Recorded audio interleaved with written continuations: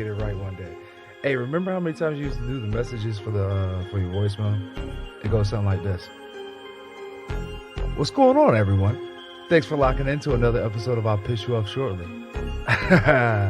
This is the podcast where we debate everyday issues, pushing your thought process beyond what's normal. The topics discussed here are meant to be intense, promote growth, and at times may have you feeling a little bit uncomfortable. Me too, a little bit. We may not always agree, and we will more than likely have varied opinions. But with that being said, I can't promise to be your favorite podcaster. Neither do I want to. But I can promise to be transparent, fair, and open-minded. So please, if you think you've got the stamina, passion to debate, analyze, and challenge the normal, please take a number. I promise you, I'll piss you off shortly. Hey, mama, I got a podcast. Hey, I got a podcast. Hey, I got a podcast. We also need someone who is steady and measured, because when making life or death, war or peace decisions, a president can't just pop off or lash out irrationally. And I think we can all agree that someone who's roaming around at 3 a.m. tweeting should not have their fingers on the nuclear codes.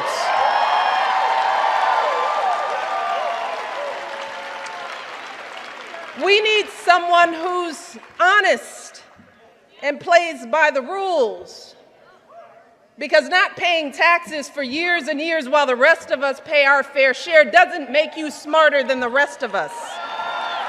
No, we need a president who will choose to do what's best for the country, even when it doesn't personally benefit them. If a candidate implies that veterans who serve our country so bravely are somehow weak because they're dealing with the wounds of war, if a candidate regularly demeans and humiliates women, making cruel and insulting comments about our bodies, criticizing how we look, how we act, well, sadly, that's who that candidate really is. That's the kind of president they will be. And trust me, a candidate is not going to suddenly change once they're in office. Hillary Clinton is tough. See, I've watched her. When she gets knocked down, she doesn't complain. She doesn't cry foul. No, she gets right back up, comes back stronger for the people who need her most. All right. So what's up, everybody? What's going on? It is Rob Benjamin, your favorite, unfavorite host of I'll Piss You Off Shortly, here with Joe Aguirre. And if anybody's that's watching live, direct, and full effect, I have a special guest from the Divided We Stand podcast, Victoria Lang. Everybody say what's up. Say what's up to the crowd, Victoria. Howdy, you already know. So I have Victoria on here as a guest because one, she's amazing. So when I first started with CMG, I was like, yeah, I'm gonna go on Divide We Stand and get my feet wet a little bit, and then bang, here comes this amazing. I don't even want to like political like typecast you, I just because I don't know anybody that. Oh no, it's fine. They might not watch Divided We Stand, or listen to it, but you guys will after this, right? Because you guys are gonna see how dope Victoria is. But just the energy, the spirit that Victoria carries about her, like the mentality. Flattery. No, let's keep it a buck, right? Let's keep it a buck. So like so here I am, I'm thinking I'm speaking to someone around my age bracket, right? I'm like, dope, she's dope, you know what I mean? Has a good mental head on shoulders. So of course, you get to the family and you're like, all right, let me add this person on Facebook. And then like a status pops up and I'm like, let me see who Victoria really is. And I'm like, oh, she is popping at this age. What's up? So like now I'm like, oh, I got a little, like, to me, I'm like, oh, I got a little sister in the CMG family that, like, if y'all really want some smoke, she can definitely give you the smoke and keep up with it. So, like, as you guys will see, Victoria's dope. So I had to have her on an episode today. So everybody, welcome to Victoria to the show. And I think, like, having her on the show, plus having Michelle Obama bring us in that way, especially 4 years, almost 4 years exactly, that speech happened. And it's just like, it's super empowering, I guess. So it's like to have that empowering, and then I have Victoria empowering. This is gonna be an empowering show, Joe. What do you think? You know what? It's funny that Rachel Maddow is America's sweetheart, because I feel like they just haven't met Victoria yet. Exactly. Oh and my God. You know, and I was thinking about this like last episode that we did. What's her face?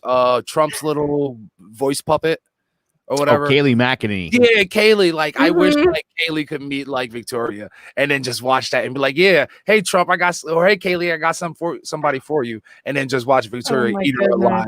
So like her, I even think that she could, like, Victoria could really give like Candace Owens a good run, as well as the Tory. Is it Tory, or what's her name? The Fox chick.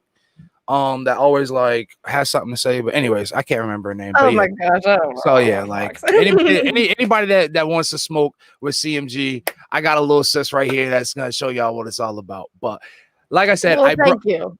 Very welcome. So I brought that that clip up of Michelle Obama because, damn it, she was right. Everything that she said in that statement was right. It was correct, as everybody says, and we're going to dig into this a little bit later. But I kind of wish that, and I think we might have said this earlier, Joe, and I'm going back to it. I wish the ticket said Michelle and Harris, or Obama and Harris. I think like at that kind of ticket, with this kind of election,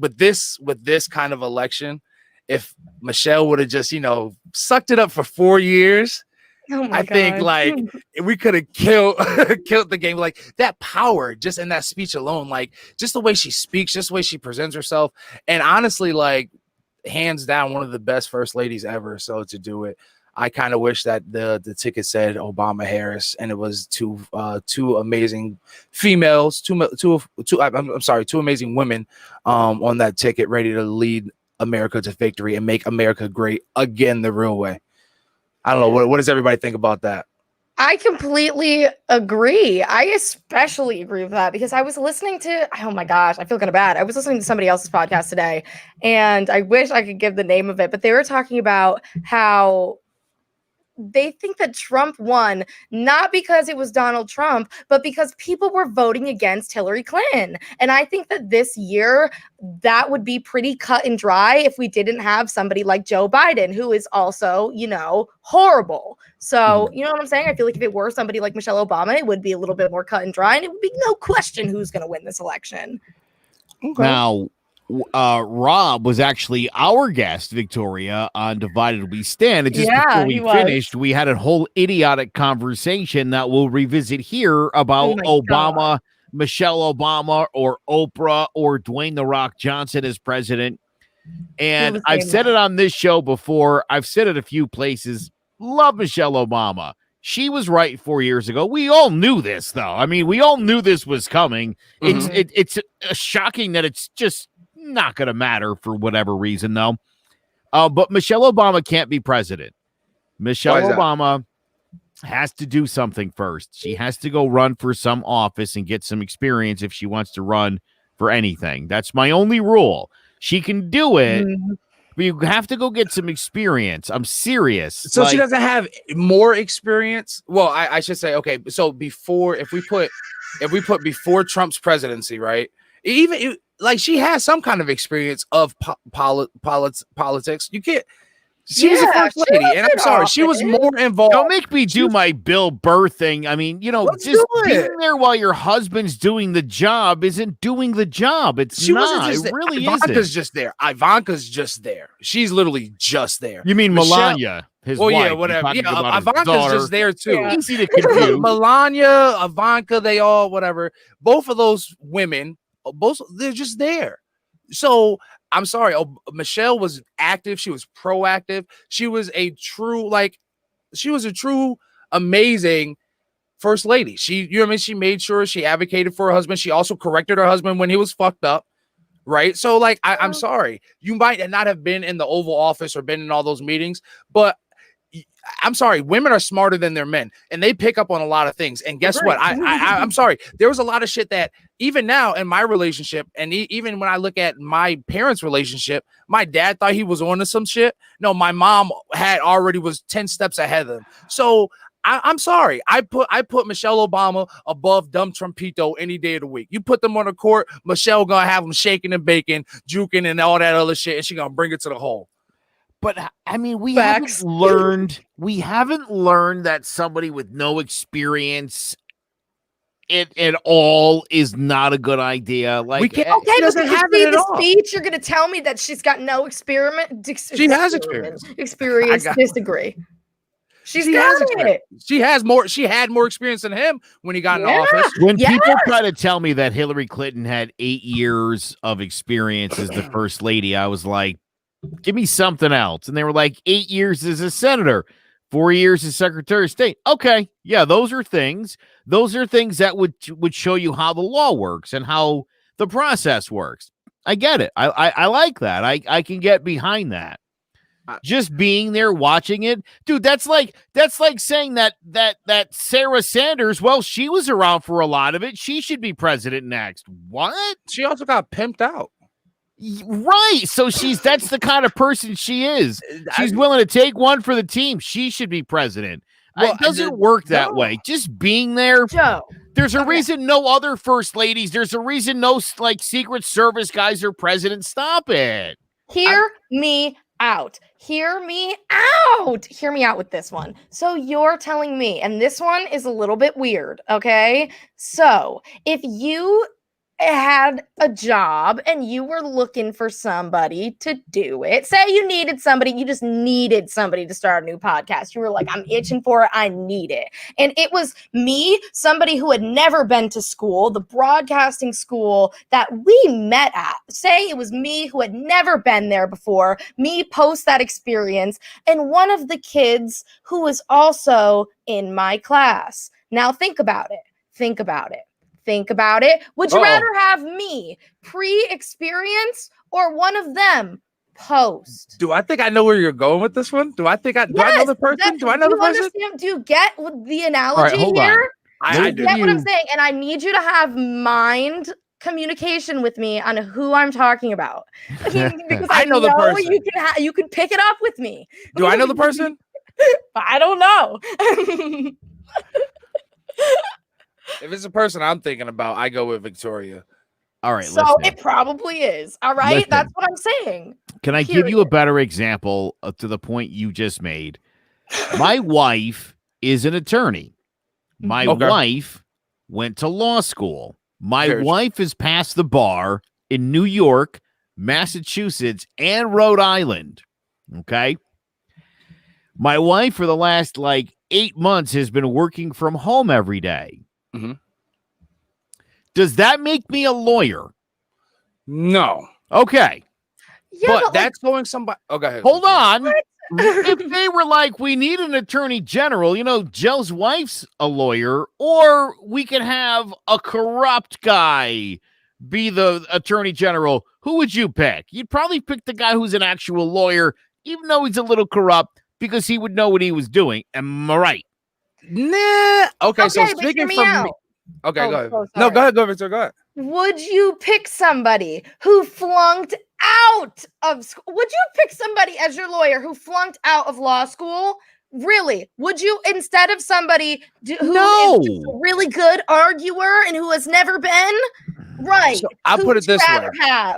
I'll put it this way, Joe. If hold on 1 second, one more. No, go ahead. Get it out, Joe. Get it out. I just spit all over the desk in front of me. That's how frustrated you guys are making me. Because makes sense. You gotta understand, this is not like an anti-Michelle Obama or an anti-women thing in any way, shape, or form. Not at all. And this is a weird conversation to have because this is an entirely fictitious scenario. But right? It's fun though. This is fun. It is fun. What if in my fictitious scenario I just add a whole new element to it? Does that? Mm-hmm. Can I do that? Of course. Let's go ahead. Let's go. Throw a wrench. Hold on. Before you throw a wrench, I would say my kind of caveat to that, right? Your wife is a lawyer and you've been listening for the past umpteen or however many weeks or months, right? If it came down to it and I had a legal issue and it came down to a lawyer that was a shitty lawyer and asking you some questions and getting a good guidance or an idea. And I was like, hey, Joe, that is a what good do you ass think? point. I would sit there and say, okay, Joe said this. Let me go find another attorney or at least to somebody to back up whatever Joe said, because I would trust you because I trust your wife's previous experience. I trust your wife's experience than some dumbass that's like 1 in 12 and whatever kind of cases he's fucking done. So yes, in that experience, I'm going to go with Joe and his little whatever pickup knowledge that he's gotten from picking his sandwich to go down to the basement to do fucking podcasts than fucking Kenny, who hasn't figured out what the fuck he's doing. And he's had a fucking legal degree and he's just been a public defender, not giving a fuck about what the hell goes on. So yeah, I take Joe in that scenario, but throw a wrench, Joe. Throw a wrench. Come on. Well, let me just throw a wrench to what you just said too, because my wife,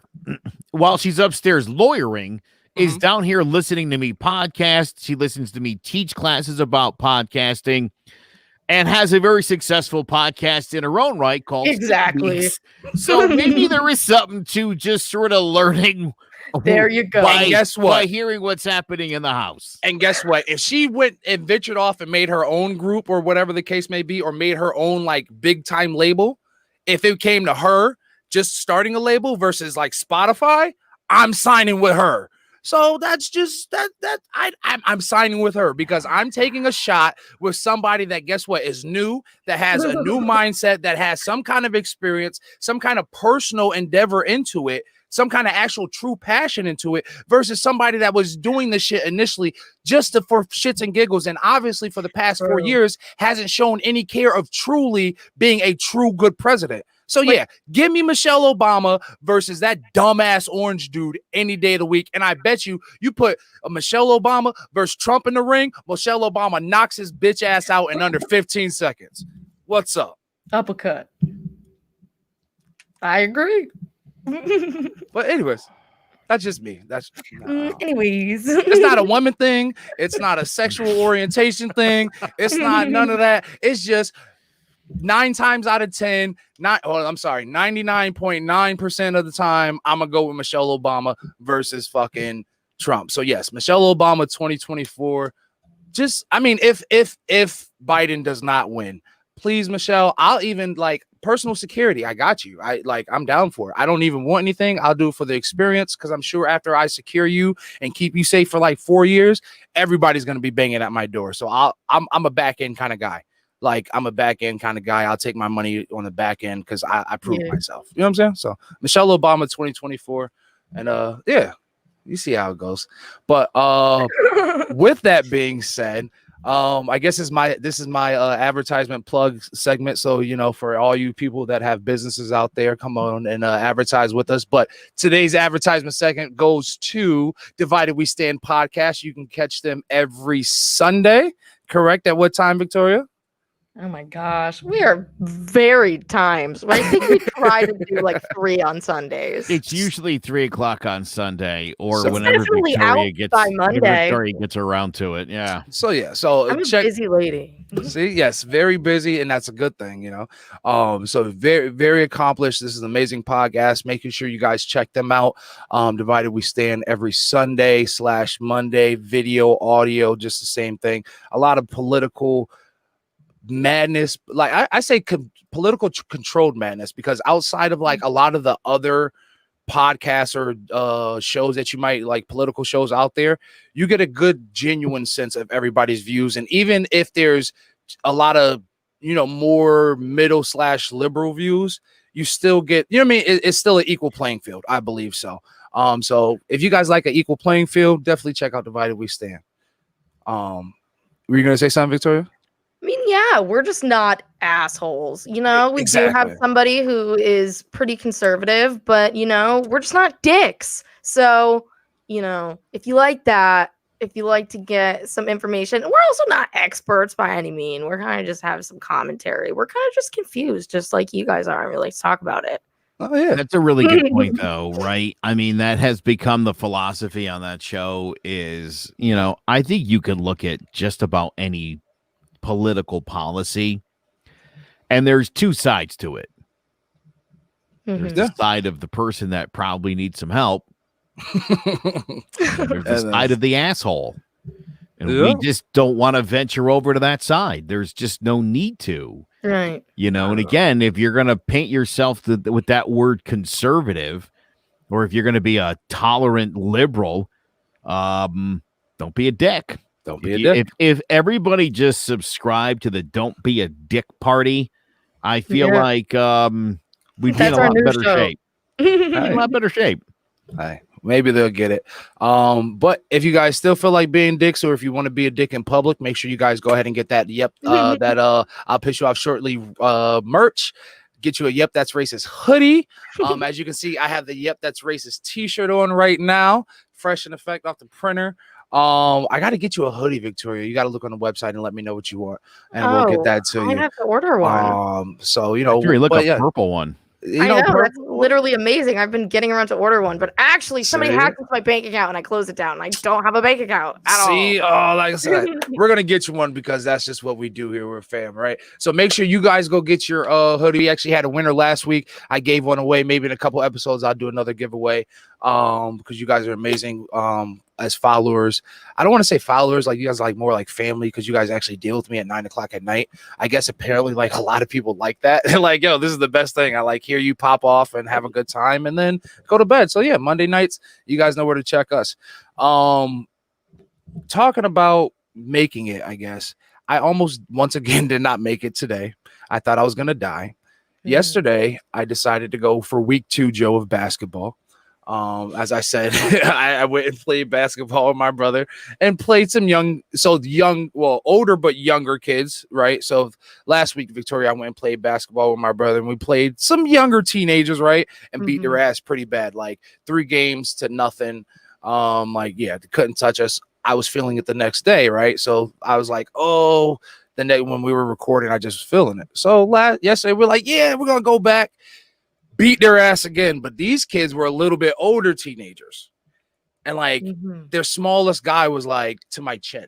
Like they got it big. Like these dudes are they fresh. Yeah, like what the hell are they feeding y'all? Like I don't know, because they're around your age group, and like they beat us one game. But proud to say, Joe, the old man they can't defeat the 2-3. The 2-3 is there, and they can't do anything to defeat that good old 2-3 defense, and good old school basketball. But I am hurting. It might not look like it. Motrin was definitely on deck. I took like 5 showers just to I don't know, like warm my body and relax my muscles. I don't know if I have another week in me. But yeah, it's been good getting beat up on and, showing that the kids at my age that, still got a little bit of old school ball. I guess they complain about everything though. Like I haven't been to the courts like this in a long time, but like they called every foul. If like you breathed on them wrong or like sweat dropped on them, they were calling a foul. Yeah, it was just kind of weak. I think like the transition, and I see it now in the NBA, right? That the game is more soft. Like they're like, oh, you're why are you reaching in, or why when I drive? Oh, that's what it was. He was like, I was driving in the lane and you stepped in the middle lane. Yeah, that's called a charge, buddy. Like you were 10 steps ahead of me. He was like, you can't do that. You got to let me drive. No, where's this soft basketball coming from? So we gave him a little rough tough. So I'm scared next week that they're gonna get like their bigger brothers, and then like I'm just gonna have to tap out. Like, hey, you guys got this. Like, and I'm not skillful at all. Usually I can bang like a nice corner 3. That's my little sweet spot. And then I'm a rebound, talk shit guy, and I love my assists. Like I think I'm better than Chris Paul with the assists, personally. Because I see everything. So I might be looking left and then between the legs under. Like I'm nice with it. I used to watch a lot of white chocolate videos.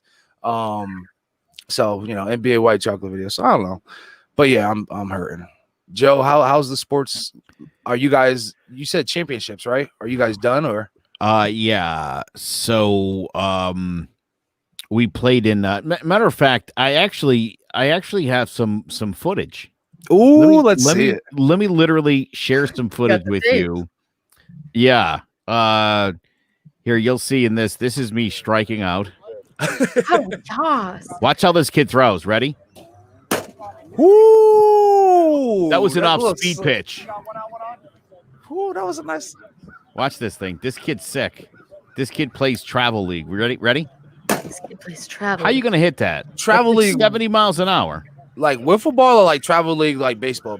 Travel league wiffle ball. Yes. What? That's ridiculous, isn't That's it? a thing? Look at that. What? 70 miles an hour, and he hits like like peppers.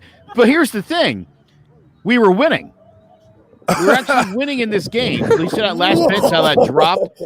Watch this. This is the same kid. There's me. I'm not pitching here, but watch. Oh! No. And he sent that. Yeah. Jeez. So I started the game. I actually pitched pretty well. And then my whole body is aching, by the way. My whole lower half. I said to my wife last night when I go home, like, I gotta go to, I'm gonna literally, my doctor suggested physical rehabilitation for my hip. Jeez. Because I pitch, and if anyone ever see me pitch, like I have a high leg kick. Yeah. I don't throw 70 though. But we were doing well. I handed over a 7-3 lead to the bullpen. And you falconed it. They blew it. Yeah, we lost 8-7 on a walk-off homer. That's how the game ended.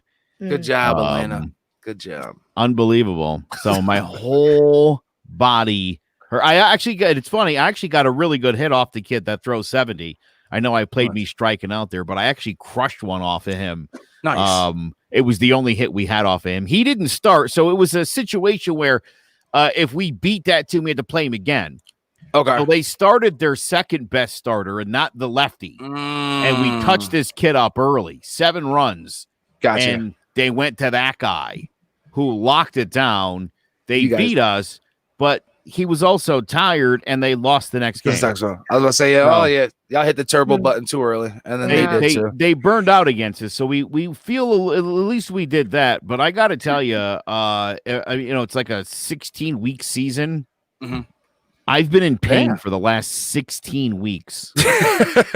I mean, like, guys, you have no idea. I there's a rehabilitation center right around the corner here. They've been calling me, and I was like, it's gonna wait till the season's over, and then I'm gonna go in there and be like, I'm broken. Whatever you can do to make this shit stop hurting would be great. Please. Like, I wonder sometimes, like, what does Tom Brady like? Tom Brady and LeBron, they spend millions and millions of dollars on their body. So I'm like, how does their body feel? Like, their body must feel amazing to spend $1 million on a body. And meanwhile, I barely got a good ACL surgery, and I'm still like limping all over the place. Yeah, like exactly. Listen, I'm 45. Tom Brady's 42. Mm-hmm. And I know he's in great shape, but he also gets knocked to the ground like 30 times a weekend. True. And I'm thinking to myself, like, I threw like 70 pitches in wiffle ball yesterday. Mm-hmm. Okay. Right. I'm in so much pain right now. I assume he's got to have some of this. I would hope there's got to be some of it. On like a whole different level, I understand, but I mean, just being this age, it hurts. Everything just sort of. You turned 40, Victoria, and things just like you're like, oh, what is this? Do you know that I feel that way right now? Do you know that? Well, let me tell you, homegirl. Let me tell you, girl. It only gets worse. I used to be back in my day, back in my prime. I was a dancer for 15 years. You could catch me with the tap shoes on. Ooh. Yeah, you know me. I got them working. Now I got this ankle crack. Maybe you could hear it now. Every time I walk, it sounds like I'm wearing a pair of flip-flops all year round. That's my ankle. It's crick. Sometimes I turn my head and then I can't turn it back for a while. Oh, that's so almost like an owl, but just not quite. That's like my back, and my girlfriend looks at me all the time, and she's just like, or when she hears my back, like I'll just turn to get something, and it's like, she's like, "Oh my god, are you okay?" I'm like, "Yeah, this is how I'm built now." I hate when people point out the creakiness at this point too. Like, yeah, all right, that was my knee. So what? So what? What do you want for it? God, Also, another I'm question. a circus animal. At what age did you start making just like noises? Like when you sit down, you can't sit down without being like, see that like give them one of those. Or like, oh. That's a tricky question because by the time I was your age, I was probably I was a year into my military career. So it was just like, yeah. So like every 1 year in military is like maybe 7 years. Like we'll equate it to like dog years. So like really like my body. So I did 10 years. So I'm like 70 right now. Yeah, like my body feels like it's 70. Heard. But I don't know. What about you, Joe? I fall asleep in chairs a lot. Oh, just like sitting up. Oh yeah. I sit right open. here. I can't even tell you how many nights Rob and I finished the show, and I'll be like, all right, buddy, I'll see you later. And we turn it off, and I'm just like, oh man. You know what? So even with that, like I wonder if that's what the older people are going to be doing, finding themselves sleeping more at home in Florida with Corona opening up, well, the state opening up with all the restrictions getting lifted from the virus. It better be. I wonder if they're just gonna like, yep, we're just gonna relax and just chill out while all these young people keep doing crazy things. Hopefully, or else it's gonna be the last few days.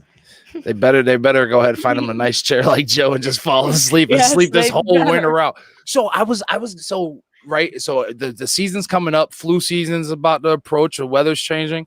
My brother-in-law, he was like coughing up a lung, and we were like, oh shit, is he like dying from corona or just regular, right? So of course he took the test, but that was the thing. We're like, shit, how do you really tell now? We found out luckily he was just dying the regular way, and he's been cured now, just a regular. But it's just like, holy shit, this corona stuff is gonna pick up again, and I think the numbers are potentially possibly double. That's just my guess. I don't think that we're ready for exactly what's up to come. I completely agree. And I'm scared too because I get sick every year. I have the worst immune system literally ever. And as far as I know, I have not gotten COVID yet. But I'm just scared that if I get like, the flu or just like my normal seasonal allergies and stuff like that, people are going to mistake my regular cough as COVID. And I'm obviously somebody who's always wearing a mask and always will take the most precaution to not spread it, but that's kind of scary for me, or to potentially not be able to go into work because I have like a regular cold and like they think it's COVID or something. I don't know. By the way, we've gotten some messages from some of our loyal listeners. We are not broadcasting live to the Facebook page tonight. Okay. Because I have been banned from Facebook for 3 days. Joe, can you like not be doing that shit? Like, what's going on? We have like a business to run here. We're doing things. Didn't mean to do it, and I didn't do it on purpose. It was actually not even me that necessarily did it. It was actually one of our podcasters. Was it me? No, surprisingly, Rob, it wasn't you. No. It wasn't you, but yeah. So I just found out a little while ago that I've been banned from, and I'm thinking like, wait a minute, why me? It's not even my thing. It's his. That's so. But apparently that has affected all of the pages that I am connected to. Therefore, we are not live on the Facebook, but we are getting some love on YouTube, and we have some people that were asking, "Hey, what's going on?" Yeah. So I'm gonna find us on YouTube. Yeah. So Mark Zuckerberg, go fuck yourself is that's what I've got for you tonight, people. And we had this debate. Remember when they shut me down early? I had to fight with them. I had to fight with Facebook and NBC just because a quick a minute and 30-second clip, and they were trying to say no. It was a 2 hour something fucking podcast. Get the hell out of here, and whatever the hell we were talking about. I don't know. Like, get the fuck out of here.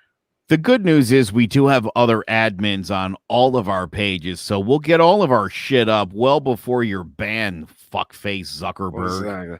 I can't wait. There has to be another platform. A couple people have actually told me like I need to bring it over to Twitch or like or what's the other one, Patreon or whatever. We're like, yeah, you have to pay like, for that one though. I'm pretty but sure. yeah, so like I don't know, I'm just looking at Twitch or whatever and see whatever. But for right now, you know, I guess we'll have to deal with Facebook and YouTube. But yeah, for everybody that is wondering, make sure you guys are sharing the YouTube page, or if you're watching on YouTube, go ahead, share it to the I'll Piss You Off Shortly page, and we'll get our followers up. If not, you guys know where to find us. We'll share it and all the other good shit. Also, AEW wrestling, go fuck yourself. There's another one. I'm done now. Oh, There we go. I've gotten I watched wrestling for the first time like 2 nights ago.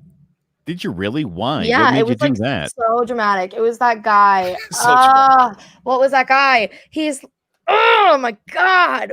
What is his name? I had like an argument about it too, and he's got long hair, and he's like, I'm the champion of wrestling, and he was talking to his cousin. Help me out here. Definitely don't watch wrestling enough. I think that we need if did Tyler you was watch watching it, like dead ass 2 nights ago. Who am I talking about? I don't know. I don't watch wrestling like that, but it sounds crazy. Chris Jericho. There we go, Chris. Oh, I know that name. I know that name. name. It's like a No, it's corny not. name, and whatever. Like I'll figure it out later, and then I'll like quote this and put it in it. This is the guy's name.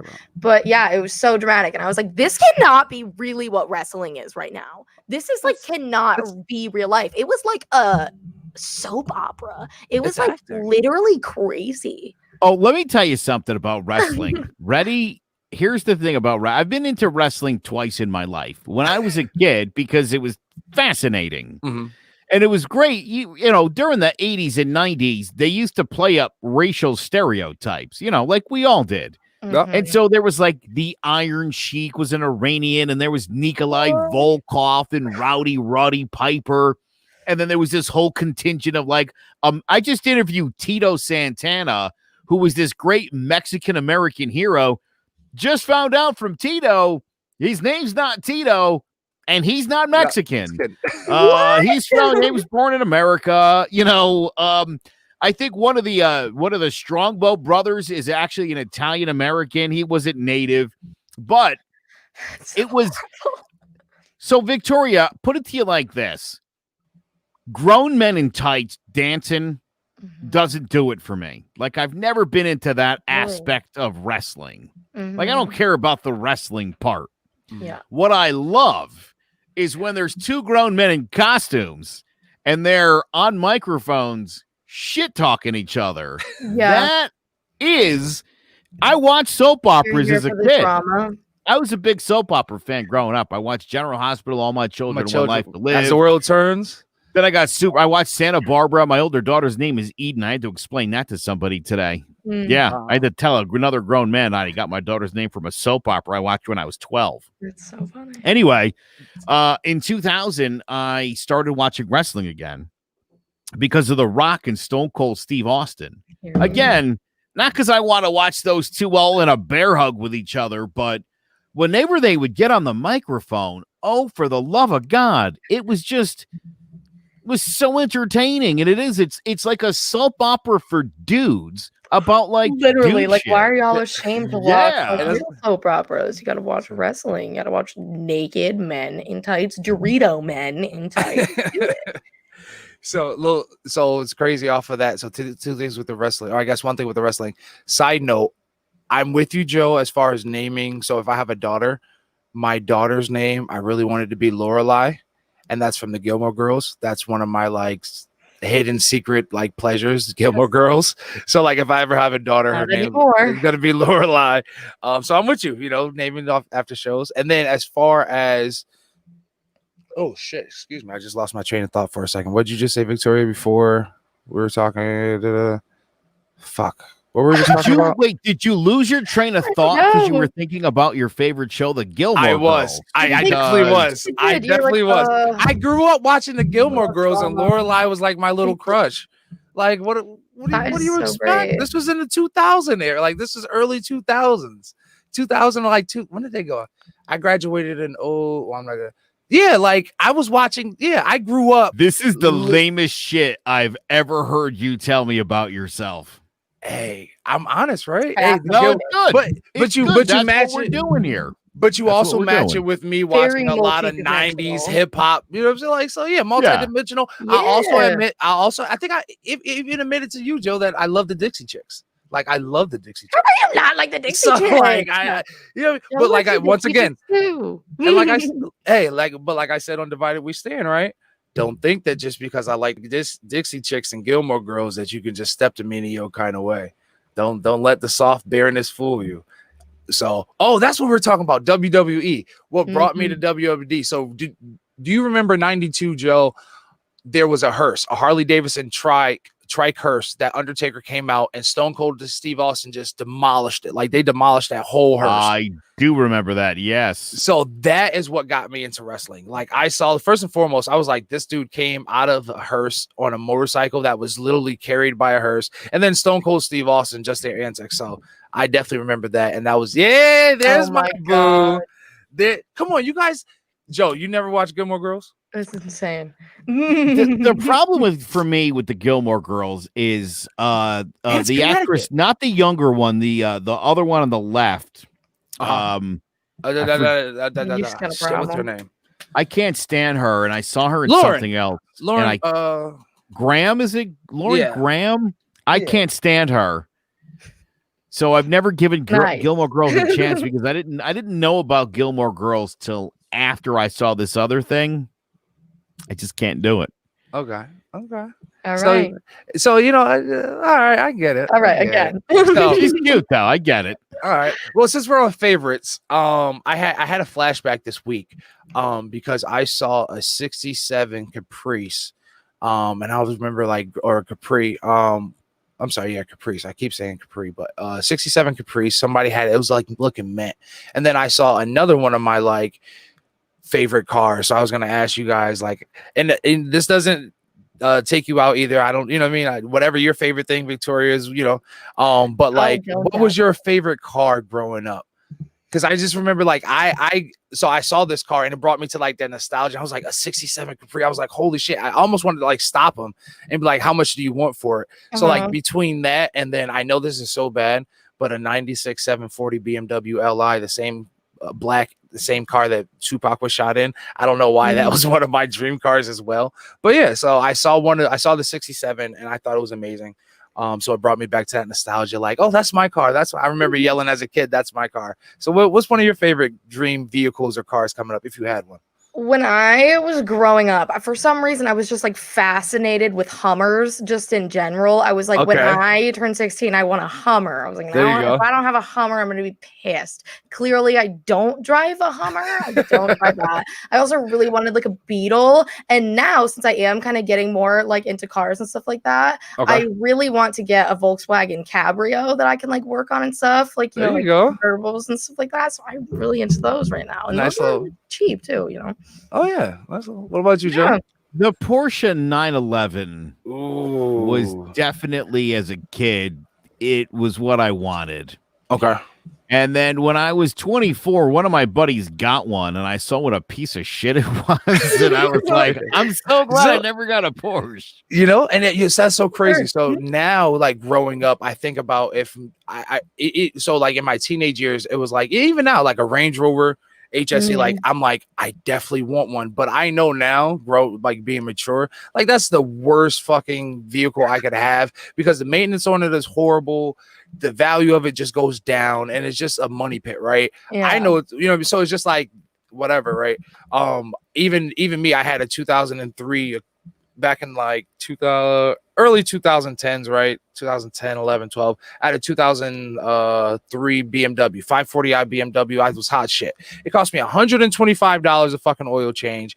I had to spend $3,800 when I blew a gasket. So I'm just all those dream cars things are just out the window now. Now, if I would literally, so I was asking my buddies yesterday while we were playing ball, I was what would you guys have now? Dream car, money was out the question or whatever. And it was funny how a lot of things kind of changed from the Ferraris and the Lamborghinis and the Porsches and shit like that. So now everybody's yeah, I would totally just take a decked out Honda Accord and just keep going. And just to me now, no holds barred, especially if I get this new job, I'm definitely going to be like saying, hey, that new Maxima looks very nice. Let me see if I can find that. A couple years later, fully loaded. That's my dream car right now. Fully loaded Maxima, 1 or 2 years old, so I get a little bit of value into it. Oh yeah, forget the Ferraris and all that other stuff that I wanted. I'm good. Really? Right now, my dad has a 2019 Altima, and he fucking hates it. I don't know why he hates it. He hates literally everything. But he used to drive my car. I have a 2013 Altima, and he says that he likes that one better than the 2019 one. I can kind of see that one too. I can see that because my girlfriend, she swears she wants an older, like, I was like, hey babe, if I get this job, we can really, situate some things. And she's like, yeah, but I just want a 2006 Honda CRV. And I'm like, a 2006 CRV? She's like, yeah. And she told me why. And I said, you know what? I understand now. Yeah. I said, fuck all the extra shit. So I'm like, is that what you want? Because I guess like that has like a full out, like pull out table and stuff like that. Yeah. And like she grew up, I guess they had one or whatever. And she's like, yeah, I know how to work on it. I'm like, you know what? Perfect. If that's the reasons why you like it, I love how the values just kind of change as you're growing up. Yeah. But I guess I did have the money and I could like kind of splurge a little bit, it might be like, it wouldn't be like a Ferrari or anything. It would probably be like a nice M8, like an M8, and I wouldn't take it out anyway, and I would lease it. That's it. If I had to, like, nice little M8, just to, You know what I want still? A slingshot, like one of those like 3-wheel things or whatever. My buddy has one. I'm gonna have to borrow it, and I'm gonna have to take you for a fucking ride on it. Oh my god, please! Like, I want to ride in the slingshot so bad. Definitely do that. What about you, Joe? No money. Money's not an issue. What would you get today? Oh God, probably a Hummer. There you go. Just a big Hummer driving through and over shit. Yeah. There you go. Yeah. I would be dangerous and reckless, and it wouldn't be good for anybody. Oh yeah. But them boys is sick. Yeah, I still want a Hummer. I think, but you get like what, 5 miles to a gallon? Yeah, something like that. Yeah, it's not good.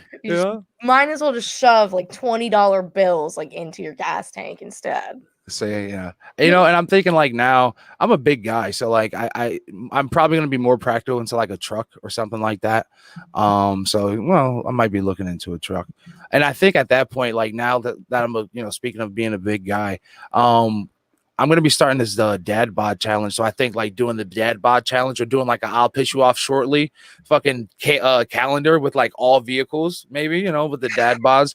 So yes, I am throwing a challenge to anybody, all of our listeners. If you've got a dad bod, Joe, cough, cough, go ahead and hashtag I'll piss you off shortly with a nice picture of yourself. And I think we're gonna try and get some people to vote. We're gonna at the end of the year, and I think I might throw a nice little challenge out there, a nice little prize pack. See if we can get the dad bods. See if we can get I'll pitch you off shortly dad bod challenge 2020 going. And so the way this came up, once again, me and my buddies were sitting there talking, and we're just like, yo, these kids are fucking ripped. We're like playing. I'm like, yo, these kids got fucking 6-packs. Like the only 6-pack I've ever touched in the 10 years has been like a 6-pack of beer. So I was like, I'm going to embrace my dad bod. So they're all playing with their shirts off. So I took my shirt off and they were laughing. I was like, yeah, you guys are understanding about 20 years. So fuck yourselves, So embrace the dad pod. That would make me, anybody that's a friend of mine on Facebook, that's what kind of like prompted that picture. I put a nice dad bod picture up there. I was going to send you a picture, Joe. But I didn't get it approved from the significant other. So I see. I see. Did I send you the picture? The dad bod picture? I think I looked for. I think, look at that! Look at that dad bod lifestyle. That was for my sister's wedding. I figured that I kind of post that up. So that's my dad bod challenge picture. So all our listeners, go ahead. If you think you got a dad bod and you want to show it off, go ahead, tag. I'll pitch you off shortly. And we'll have Victoria judge. We'll let Victoria be one of the judges. I feel like I should enter. I'm an 18-year-old female, but I qualify for the dad bod challenge. Let me tell you that. Oh Jesus, we're not gonna see. No, I can't let you do that. I can't let you do that. Then you're gonna win because then you're gonna get all the likes because all these creepy dudes that should be submitting dad bod. That's what I'm saying. All these guys that would sit there and be like, "Oh, I'm gonna submit," they would just be liking all your pictures because they're creeps. So they wouldn't even be doing whatever. So So we can't let that happen. Ruin it. Just ruin it all. Anything else this week happen interesting to anybody? Oh my God. Always. Like, my life is a movie, but of course I cannot even, like, a really fucking shitty bad one that you're like, why did we watch it for that ending? That was really no good at all. I don't know. Right now, I'm watching the Netflix show The Good Place, and I thought that season 3 was the cap of it, but there's not. Season 4, I'm on that one. That's, if anybody needs a show that they need to watch right now, you need to watch that. I feel like all the characters in it are my friends, and I'm really emotionally invested in it. So see, I've heard about it. I heard some good things. So now you're like the third or fourth person that says something. So I'm definitely gonna have to dig in this week. Definitely gonna have to dig in. What is that show on Netflix? Are you guys familiar with the I think it's called The Oath? The Oath. Is it? I think I saw something about that today, to be honest. So this is it's a documentary. No, I definitely have it wrong. Maybe it's The Vow. Is that what I'm thinking about? The Vow, it's called. Because the Oath is with, okay. Yeah. I was about to say The Oath is a movie with Tiffany Haddish. It's an American true crime documentary series around the cult NXIVM and its leader Keith Raniere. The girl from Smallville got involved in it pretty bad. Oh my God, dude, this is how stupid people are in America. There was a cult in Albany, New York. Right. And these people thought they were changing the world. And in true cult fashion, they found out they were just sex slaves. You're not changing shit. Yikes. Oh my God. What are you talking about? You're a sex slave now. No, you're not changing. Oh my God. And that's sick. Like it's crazy how, like, one, how do you get like your mind tricked into that? Like, you're like, oh yeah, I'm doing better for the world. Meanwhile, I'm just giving my body up. And then two, how does America not see this fucking bullshit for what it is with all the sex trafficking and stealing of people in general, let alone like kids and all this, you know what I mean? Young women, like, it's fucking crazy. I'm definitely going to watch this shit because I've really been trying to get on like a kick of promoting and being an advocate for, you know, all this shit. Like recently you had what, Georgia, Ohio, Michigan, like all these places coming up with all these cults and shit like that. So like, this is sick. Oh yeah. Like super unbelievable. Sick. Like, oh man, that's, I don't know. It's scary times. Like as much as I want a daughter, like I'm just scared. Like a fucking to have a daughter and have to raise her into this kind of shit. Yeah. No, I'm good. I'm fucking good. Oh man. Anything else? There's another documentary out that I think everybody should watch. It's called Great Hack, and it's just kind of about like social media and stuff like that now around the elections. And I think that everybody should watch it, should get woke, especially before this election. It's just basically about how everybody can be manipulated and how the media is just manipulated every day and how we're so stupid. Hilarious story. My son's birthday was this weekend. He turned 5. Big deal. Listen. Oh my God. My family came over. We had to send him over in shifts. Like one day was the Republicans, there's the Democrats. Like, no joking. So listen. This is what it's come to. That's fucking This crazy. is what it's come to. You got like there's just certain people you just can't even put them together anymore because that's just how bad things are going to be. Anyway, so everybody brought up that documentary, and I was like, "What is?" Here's the. I know that these they collect all your data, right? My dad says they know everything about you, and my mom goes, "There's nothing they don't know," and I said, "Who?" Like. There's 350 million people in America.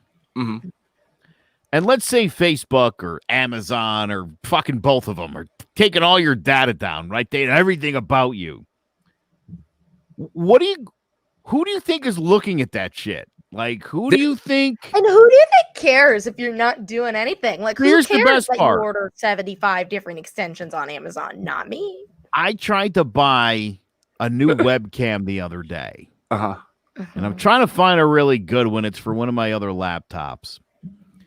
and I couldn't find the one I want, and I clicked on this one. I was kind of on the fence with it. Didn't quite love it. It's not the one I bought before. The one I bought before, they like discontinued, out of stock, the whole nine.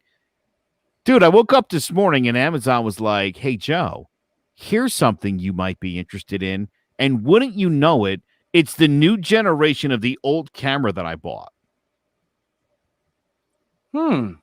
It's exactly what I fucking wanted. And Amazon was like, "Good morning, Joe. Remember that shit you wanted? I fucking found it. The price is lower than what you paid last time. Should I ring this shit up, motherfucker?" That shit, that's what I was like, "Get me two, Siri." Damn it. I mean, dude, people are like freaking the fuck out about this stuff, but like, give it a rest. Target marketing is the greatest thing that ever happened to you. And now, I mean, now you can shut a lot of that shit off if you want to, especially if you have an iPhone. But I agree. Some of it is good, but then sometimes I'm like, shit. And really, like, if you're really not doing anything crazy illegal, you don't have anything to worry about. But really, do I get kind of freaked out sometimes? Yeah. So when I go see my medicine man, I kind of leave my phone at home just because, I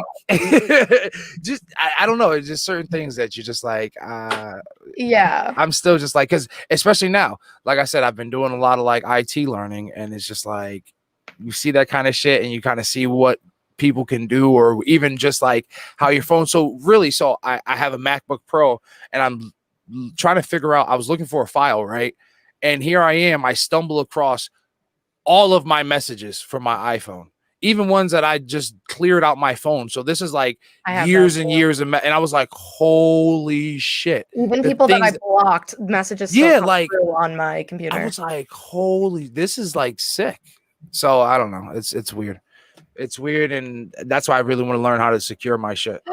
Or you know what else is really, really sick? I don't know if you're able to do this, but back in the day when you swipe down on your iPhone, you're in your home screen, right? And then you can type anything into the search bar or whatever. And so basically I would type in words, and then I would be seeing text messages, like text messages would pop up, but text that I had deleted off my phone like months, years prior, but they were still saved on there for some reason. Because they're in the cloud.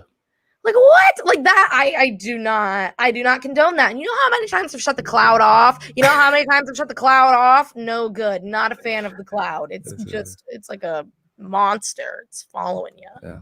I mean, yeah, but yeah, as far as the advertising, I'm kind of cool with it to a certain extent. It just creeps me out when I'm like, yeah, I could really go for a smoothie, and it's like, Dairy Queen has it. I'm like, you assholes. Yeah. That's not what I wanted. But yeah, that takes it too far.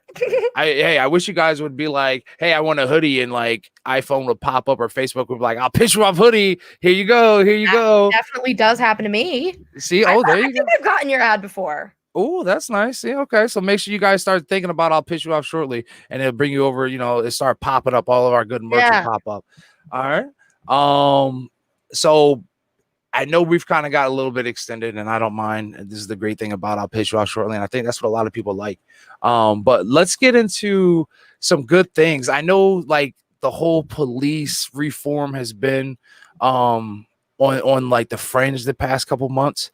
But what if the things were kind of like flipped? What if it was a black officer and a white culprit, or white, I don't know how I should say this, a white offender, a white, I don't know.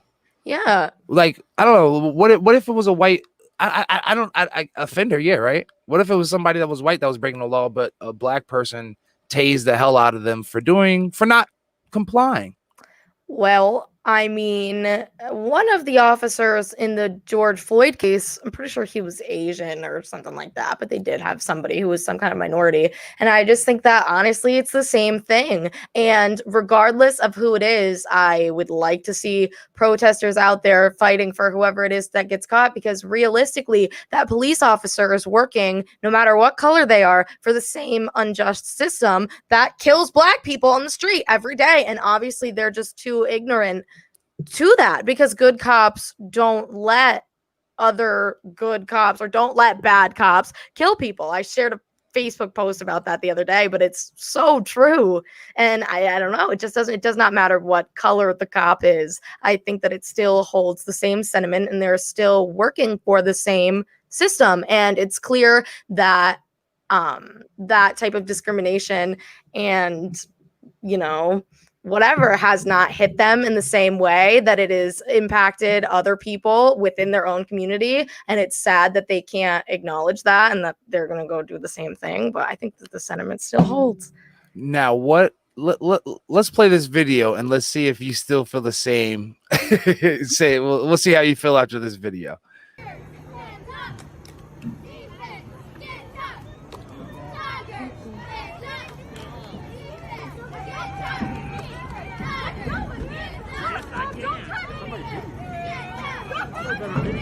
I am.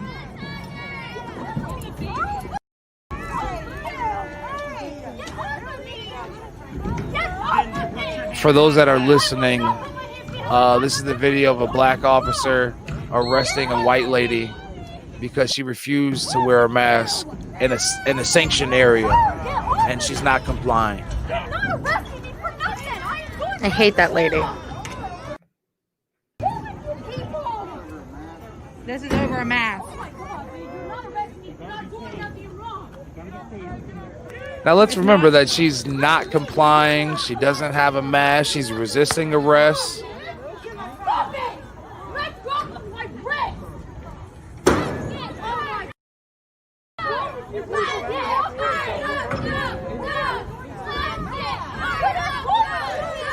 And honestly, I think the officer has not put out a gun. He has not choked her. He hasn't put her in a holding pattern that would potentially break her arm. Yeah, I think that this situation is like so different from a lot of the situations that we've seen in the past and that obviously people are protesting for and stuff. And this lady is literally doing something wrong. She's actually breaking the law and not wearing a mask. She's doing something wrong. Like, this guy is literally just doing his job. But in any other case, most of the time they're not. They're being assholes. Like this guy. And that's the part. There we go. We get tased. Tase somebody over a mask. Let's Tase go. Lady over not wearing a damn mask. Honestly, You hear that? Tasing somebody over a mask. Yeah, but it's all right to tase them for a broken headlight if they're black, you fucking racist fuckers. So, oh my god, she's like low-key going strong after being tased. Love that for her. and that's what I tell people. I'm like, tasing is way more efficient than shooting. He was able to get her in handcuffs, and look at this. So perfect. He handled that great because she wasn't gonna leave if he didn't tase her. She was not going to leave, and it's not like he pulled out her gun or anything like that, or like smacked her face on the ground and was like, "Fuck you, lady. Here's a rib kick because I hate you." And it wasn't like that. Oh, here comes another. And that's pretty much the right there. Oh, now they're renting cops. Now they're all right. Yeah, we're good with this. Yeah. So with this being said, one, I want to say congratulations. Well, first and foremost, I don't want to put my opinion out there yet. Not quite yet. I want to ask a question. Where's the Blue Lives Matter people at now? When this was a prime, perfect example of one, how to control the situation as a police officer, how to de-escalate a situation, how to also apprehend somebody the right way, and appropriately use your taser without pulling out your weapon or beating somebody's face in or putting somebody in the ground or putting your knee across somebody's neck. Or, I mean, I can go on, but I'll let you guys. I love that. I thought that was a really great video. If you don't wear a mask, I think that the cop should crack your skull in and slap you around. I think that's definitely one of the rare times where I would tell the police that they should do that. Again, I think it's outrageous. The people were yelling, "Can you believe they're doing this for a mask?" And then don't see the irony when Sandra Bland has a taillight and ends up dead 2 days later. I mean, come on, people.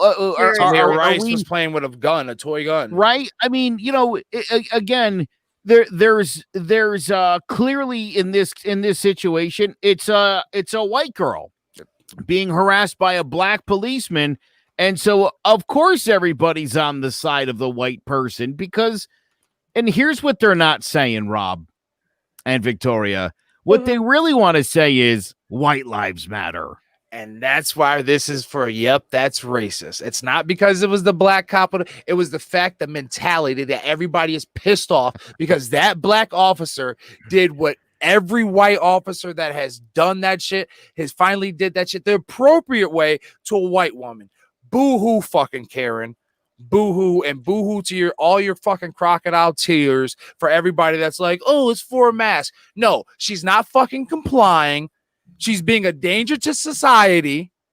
So yes, tase that ass the fuck up, and she's lucky she didn't fucking die. Because if that was a black woman, 80% chance she would have got her head blown off. Exactly. You There's just gotta comply.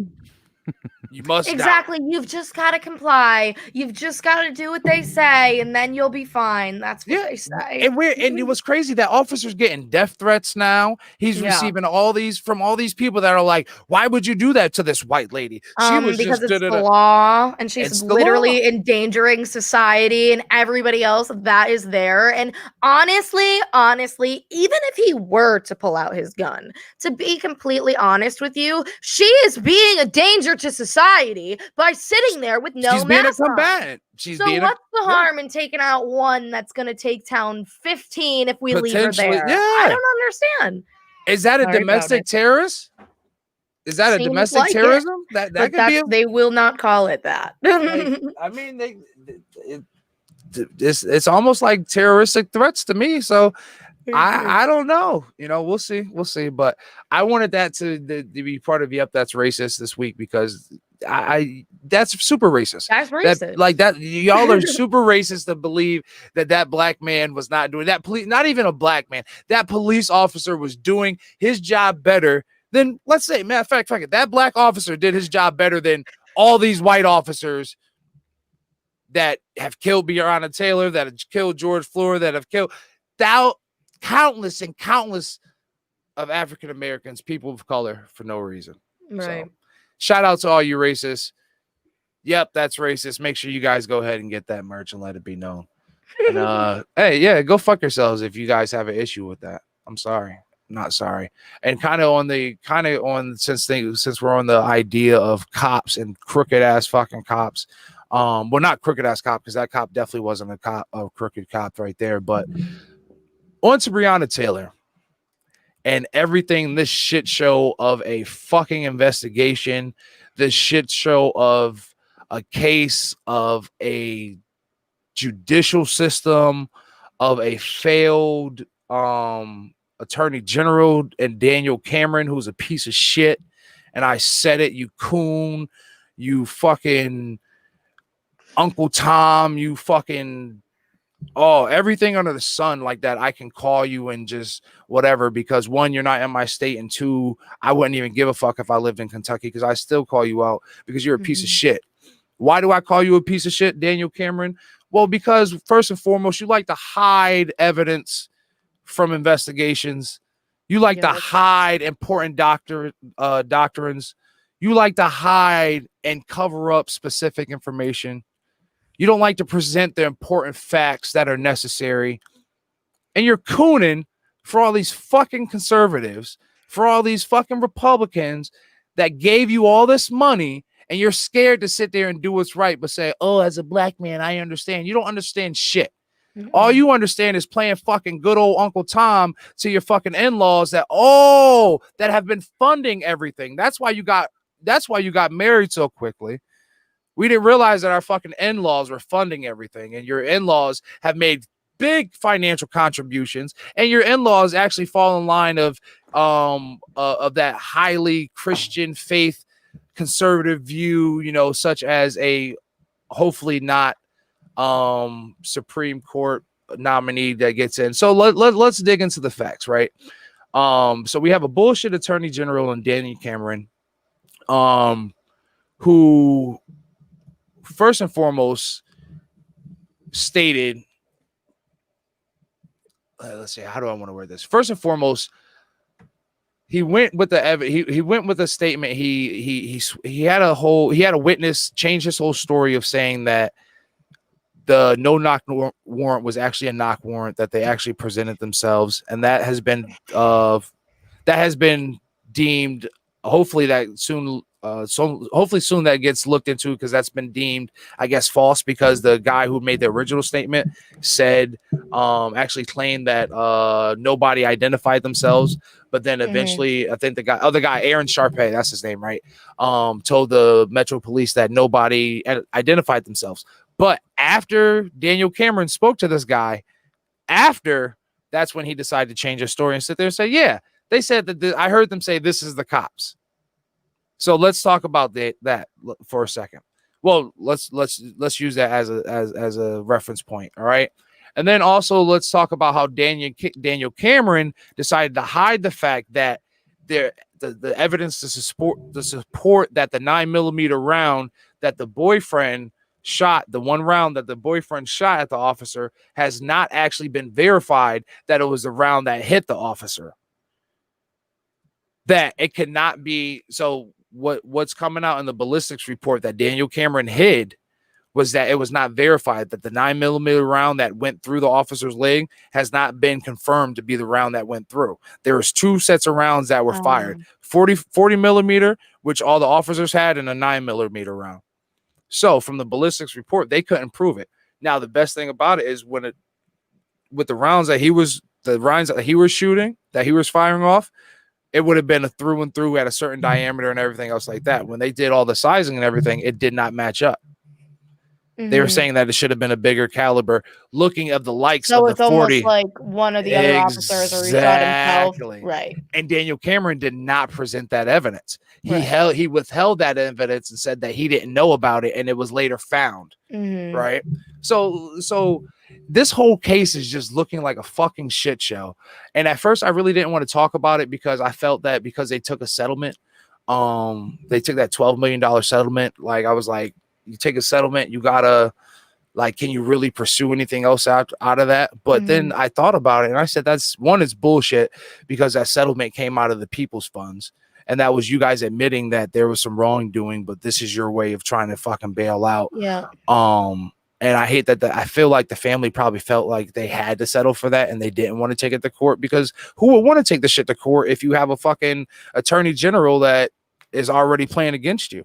Right. Like, you can't even trust, the judicial system.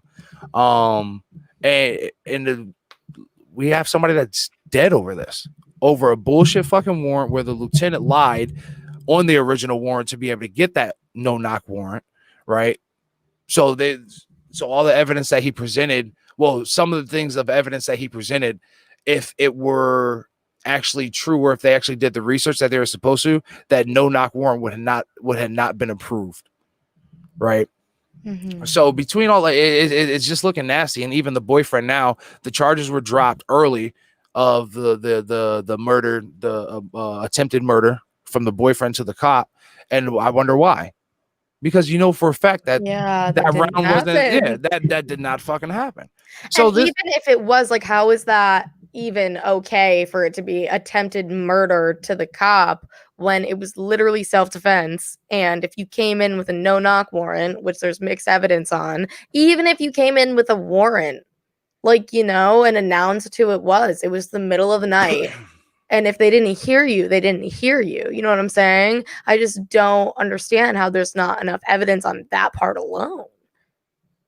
I have a problem with the whole no-knock warrant, and I always have. I mean, the United States Marshals are the best. If you've ever watched any of them or know anything about the U.S. Marshals, they have jurisdiction anywhere on the planet. They can go after you, and they will. They can leave the country. They can leave the state.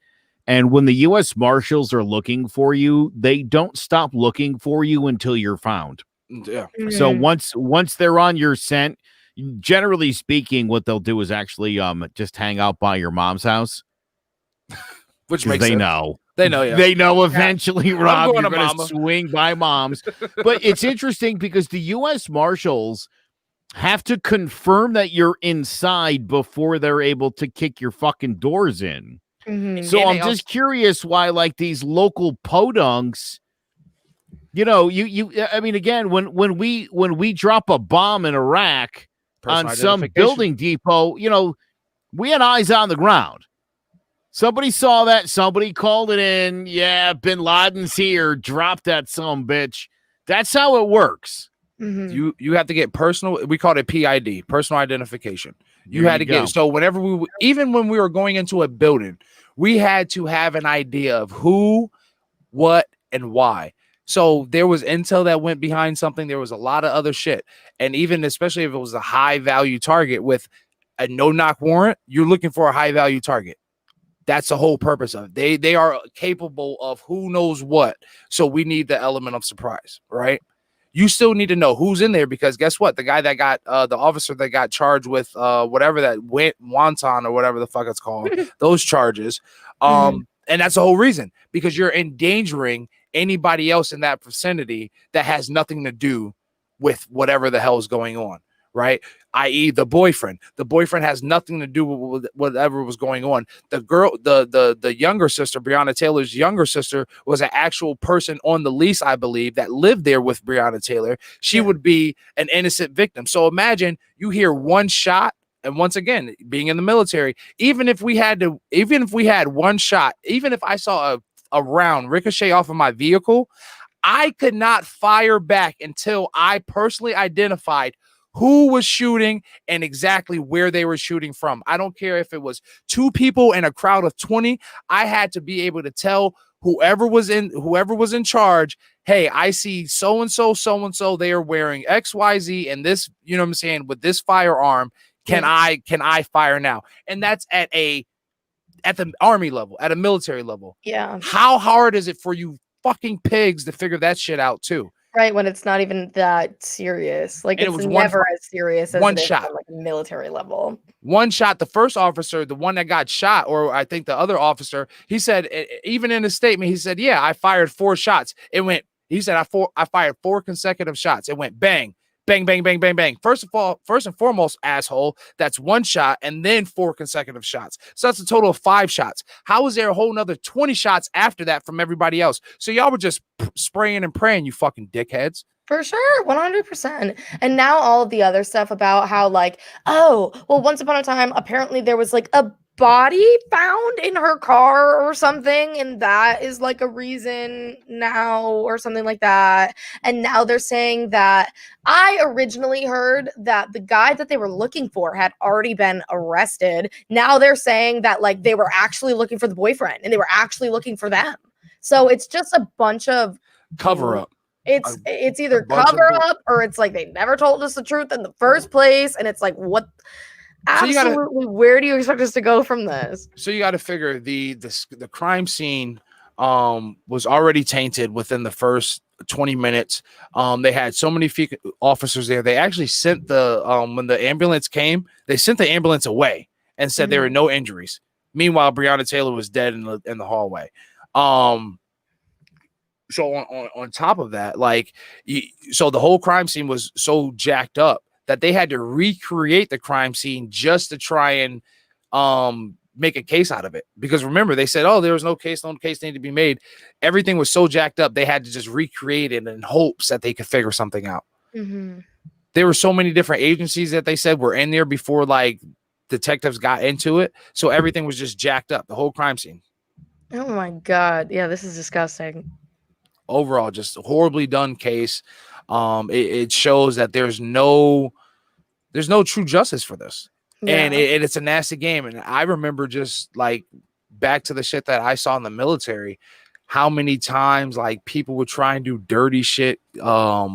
Commanders, first sergeants, like, these are people in high positions that literally, to save their ass, they would change some paperwork and it would be easy like that. And you know what I'm saying? Like, so it's nasty. It's a nasty game. So do I believe that they really fucked some shit up and tried to cover their asses? Yes. And now, unfortunately, like, you can't Like, you can't hide a lot of that shit. And now this is too big of a case. Like, so hopefully fucking Daniel Cameron gets fucking outed on this shit and he does some jail time with his boy Trumpito. Hopefully. This is fucking nasty. I really hope the city Hopefully of Louisville. They can be cellmates. They can be in there together. I really hope the city of Louisville does not let this fucking rest. And I really hope that they get this shit right. It's a nasty situation. So rest in peace to Breonna Taylor.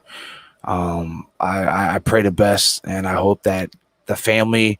I don't know. Matter of fact, here we go. A good prime example of legal scenario, right? Or I guess the time where I would ask Joe, because I know you have a little bit of legal, little legal. I'm like a lawyer. So like, yeah, pretty much. I don't know a lot, but like I feel like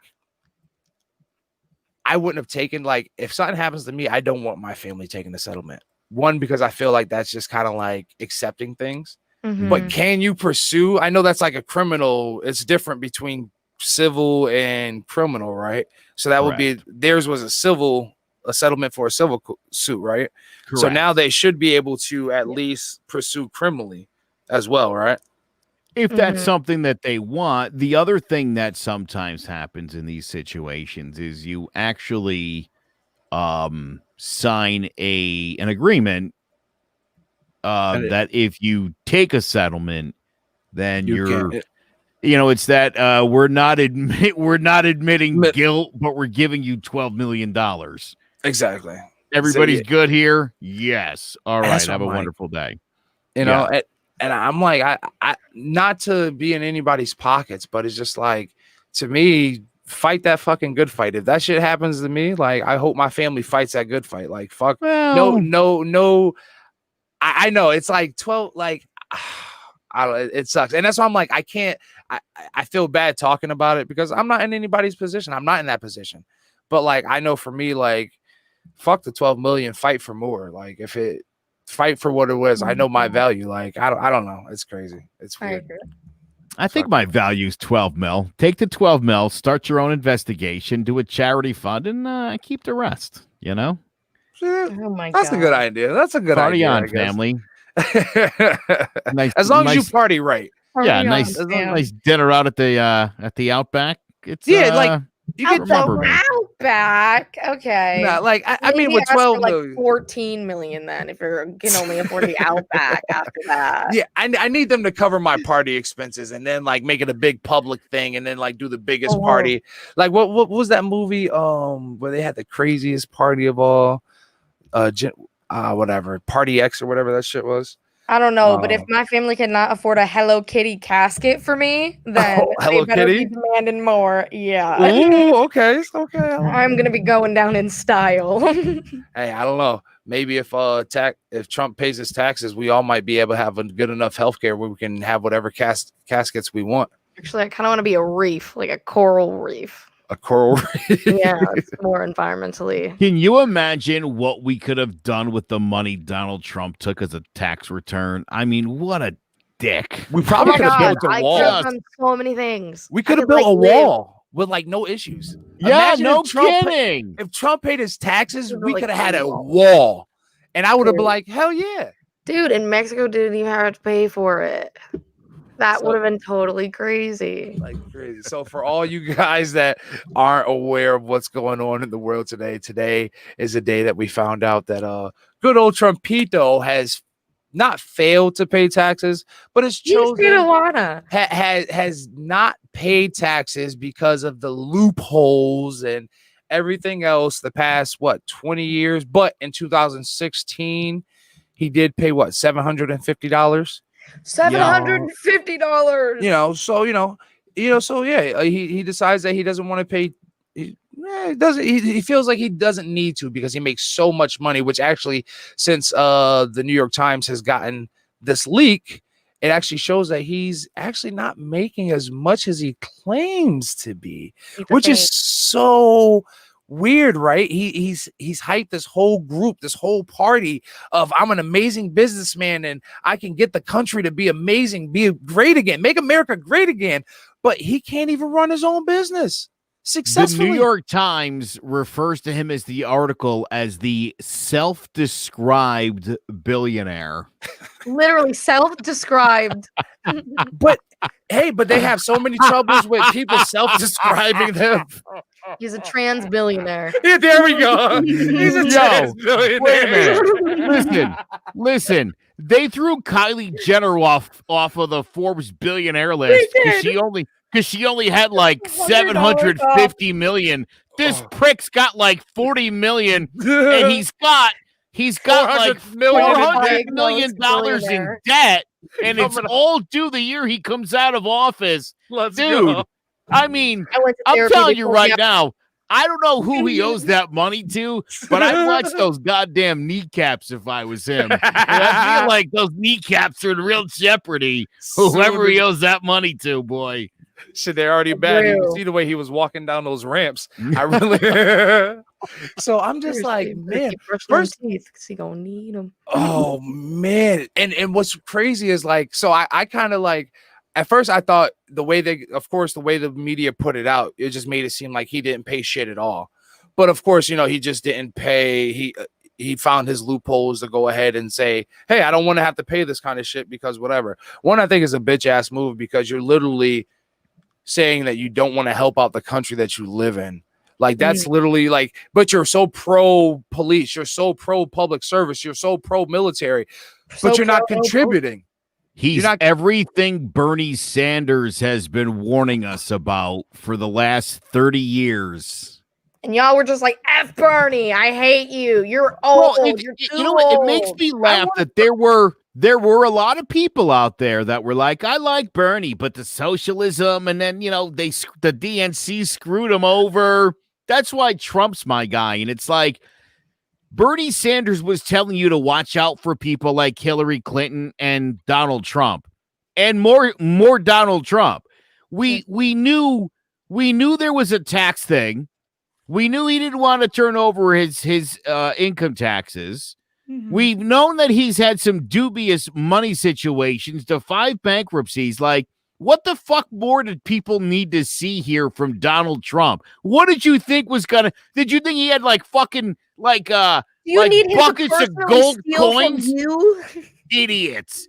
Also, it's called fraud. When you devalue your property and then go to a bank and then overvalue it, it's called fraud. Yeah. And Donald Trump should be in fucking prison like all the other criminals. I can't believe.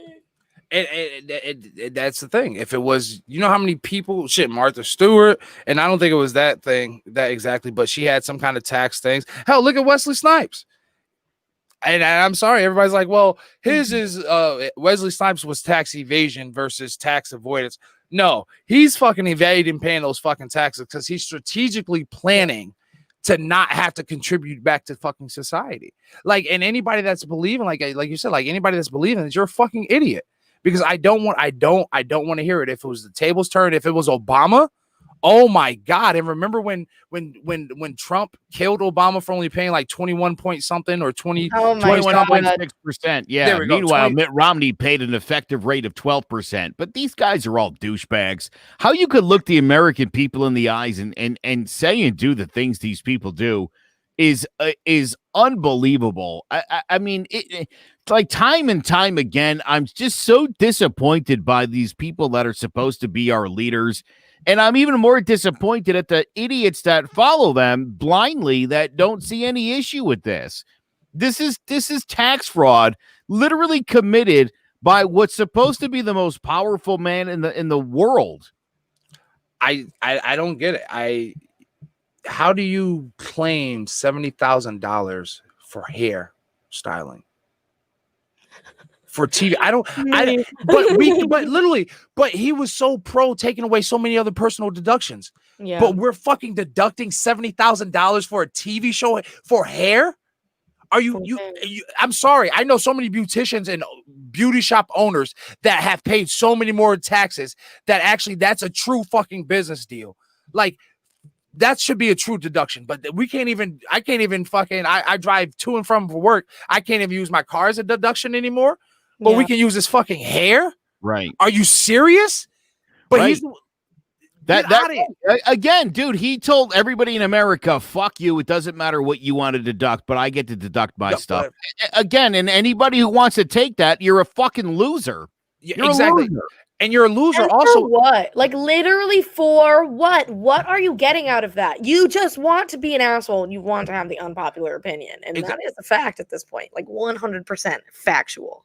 And for those numbnuts that sit there and like, well, what about all those big corporations that don't pay taxes? Well, you're right.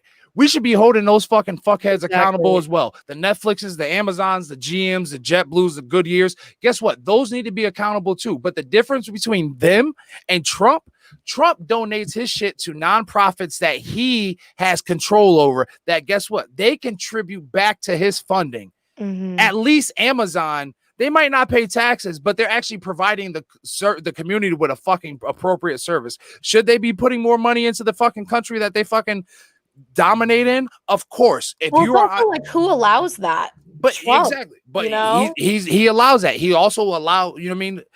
He didn't allow it, but politicians and presidents have bailed out GM how many fucking times, and they're still not fucking paying taxes? No, you owe us, motherfuckers. You owe us because of our country, because of our laws. We allow you to be able to do that kind of stuff. So for all you idiots and conservatives that think, oh, well, Trump's the man for getting one over on the fucking government, how dumb do you fucking sound? Because guess what? When it's your turn to get over on the government, Trump is not going to have your fucking back. When the IRS is knocking over your fucking door because you were 2 weeks late for filing your fucking taxes, Trump's not going to have your fucking back. When somebody's trying to hand you a fucking $5,000 tax bill over some bullshit, over some miscommunication, Trump's not going to have your fucking back. He's going to sit there and say, well, you need to pay it. So what the fuck are you guys really supporting? Your morals are gone. Y'all are just you have Trump's little fucking dick so far down your fucking little fucking throat, hitting the dingly thing in the back of your fucking throat. Y'all have fucking forgot what fucking reality is this, right? So yes, you know how many friends, you know how many fucking friends I have in pretty nice tax brackets that were like, oh, well, when you get in here, you're gonna be so mad that the Democrats are taking everything. Well, guess what? You guys should be pissed that guess what? You're getting everything taken and your president isn't contributing shit. And I really try not to yell at this shit, but it just has my fucking blood boiling. I like it. Because here I am, here I have to listen to fucking conservatives bitch and complain about a welfare system when your president hasn't fucking contributed to shit. Well, yeah, it's frustrating because, and again, these morons are going to come up with some other bullshit. Wow, he bucked the system. He's just smarter than you are. No, you're a dumbass, and you're getting fucked by the guy. Don't ask for more. Don't bend over and wrap your fucking wrists around your ankles. Yeah, I mean, stand up and be like bullshit. No more bullshit is their new slogan. I don't get it. I know. It's been nothing but bullshit. What are you people even fucking talking about? And they're complaining about, hell, Biden pays way more in taxes than fucking Trump. So it's just like, at least this man fucking contributes. He might have some fucked up shit, but at least the motherfucking contributes to fucking society. Somebody said to me today, but did Hunter Biden pay all that money China gave to him? And I was like, what the fuck are you talking about? China didn't give anybody. What are you fucking idiots? Holy shit. These people's inability to fucking read, to know what a credible source looks like or what factual information is fucking stunning. Well, this is the same group that believes the Bible's real. So what do you expect? Again, right? You're talking to fucking people who have already decided they already know shit, and they're so fucking stupid that they don't know what they don't know. They think they know shit, and they don't.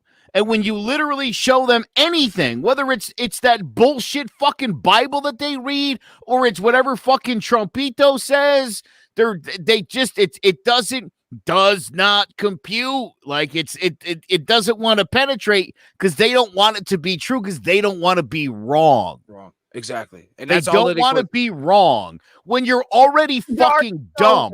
And when you're already fucking stupid, to admit you were wrong is even fucking worse than being stupid in the first place. Absolutely. Which I don't get. They're like, oh, we don't want to pay taxes. We don't want to pay so much in taxes. Well, idiots, how do you think shit gets fucking done? Whether you believe it or not, the government this country is a business. And guess what? The company needs fucking capital. How do you get capital? From all of its workers. Guess who the workers? The citizens of the United States. So, dude, not for nothing. But what about people that like Trump that were like, well, we should run this country like a business? What the fuck do you think we'd run it like now? Exactly. How do you think you run a country? Well, you take a business model and you apply it to a fucking country. I mean, this is how stupid people are. We should run it like a business. What do you mean with like budgets and fucking like and board of directors, Senate, House? Hello. God. Holy fucking Christ, dude. Shows who you're really talking to here. I'm just like, I don't know. But, I will say I do like the fact that Biden and their campaign is so, I don't know if it's necessarily Biden, but his campaign, the young whippersnappers that he has, they were quick with it. So the advertisement came out. The advertisement that kind of like broke down everybody, like teachers paid $7,239,000 in taxes. Firefighters paid $5,000. You know what I'm saying? And nurses paid $10,000. Trump paid $750. Like, yes. And then even the what was it? They even made the I paid more. They have the I paid more income taxes than Trump stickers already for fundraisers. So I'm like, yes, go ahead, monopolize on this Biden. I'm with you. And he can do that because guess what? He pays his taxes. You can do that. I don't know, Joe. You look. I just got yelled at from my family. They said, stop screaming. Oh, that'd be all right. Oh, no. Oh, upstairs family or on watching? Yeah, no, my upstairs sleeping family told me to stop screaming. They support my position, but if I could do it a little less loud would be great. Oh, I thought it was the ones that were watching. I was gonna say, no, we're not quieting down for y'all. But no, yeah, I'm scared of that family. And I never would. Would. Look, I feel like we're at a real crossroads here. I'll tell you, this is going to be the other thing. I think tomorrow night, Joe Biden is going to fuck Donald Trump's shit up. I think so too. I think people, this is what's going to happen tomorrow. I think the thing's going to end and people are going to be like, here's what Fox News is going to do. Here's going to be Fox News. Wow, an outstanding performance from Joe Biden tonight. Nobody could have seen that coming. He's like this incoherent, feeble old man. We can tell you that for months. Not sure what happened here tonight. That's what's going to happen. Yeah, I think so too. And all those people that are like Joe Biden's like a fucking bumbling idiot are going to be like, "Whoa, they must have had an earpiece in. They must have shot him up." That's the stupid shit you're going to hear from the stupidest people that will say that on Wednesday. He didn't write that. Look forward to that. Yeah. Right. That's exactly what you're going to get. No matter how horrible a job Trump does, and he's going to do a shitty job because what is Trump going to say when Biden goes, "Hey, big guy, the whole fucking place is burning down around you on your watch"? What's Trump going to say? No, that's because they support you. Right. Yeah. No, What's I have he going to say to that? My country's great. It's very, very great. It's the greatest country to ever live. It's the best country ever was. It's never had an issue. We've changed so many things for the black people and da da da. That's it. Do you know that we've already exceeded the projections for COVID deaths? Even the COVID deaths Trump said we were going to have. He said between 180 and 200, which we've already passed. 180 and 200. Yeah. Yeah. That's even less than his taxes. I know, right? We've got more deaths than he's paid in taxes. Jeez. They're really crazy. I'm starting to they're starting to put the ticker up too. So on a lot of the news outlets, there's literally like a death toll ticker. And I'm like, holy fucking shit. That's crazy. That's kind of weird. You know what ticker I really don't need to see anymore? I don't know if you guys are aware of this. I believe he's at like 22,000 lies.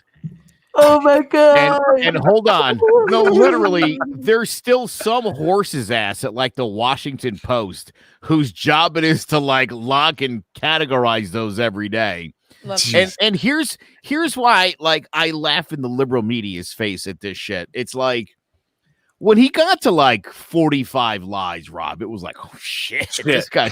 Then it was like 100, then it was like 1,000, and then it was 2,000, 4,000, 8,000. And here's my favorite part about the liberals is they're like, he lied again.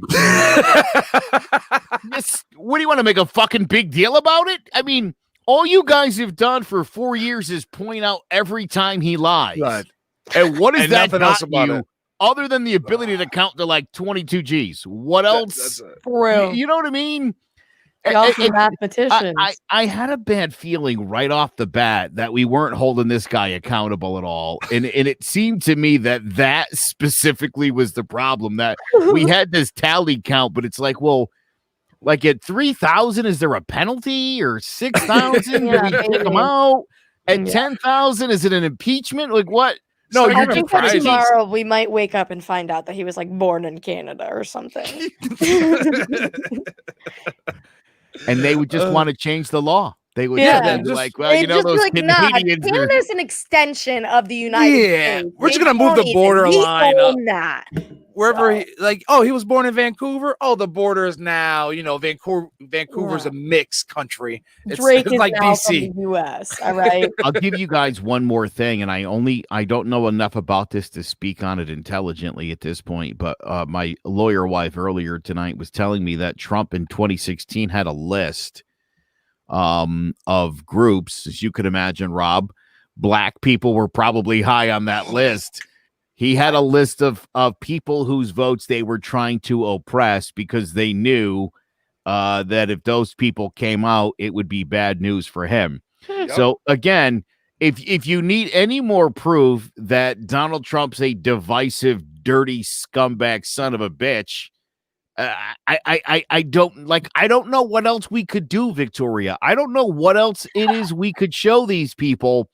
That's like not some horse's ass YouTube video of a guy in a knit hat, like showing you like, let me show you what the transcript says here on page 76. And all these fucking like small dick losers are like, oh, there we got it. Yeah, that's a fucking, it's a grand conspiracy of 179 countries and the World Health Organization and the FBI are all in on this like fucking unbelievable global elitist conspiracy theory to overthrow Trump.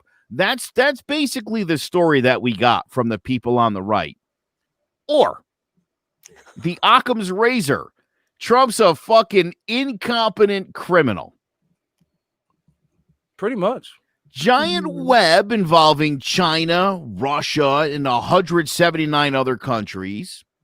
Or Trump's a scumbag. It's one or the other. Which one seems more likely? That all of these countries and all of these people around the world are working in cahoots to get rid of Trump?